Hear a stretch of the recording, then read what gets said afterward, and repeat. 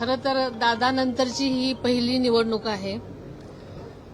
मला कधीही वाटलं नव्हतं की मला अशा प्रकारच्या निवडणुकींना फेस करावं लागेल. मन खरं तर खूप भरून येतंय.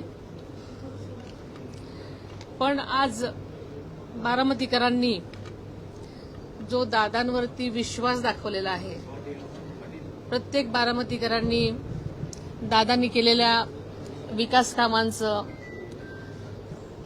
प्रतीक म्हणून आज त्यांना जी भावांजली वाहिलेली आहे असंच मी म्हणेल.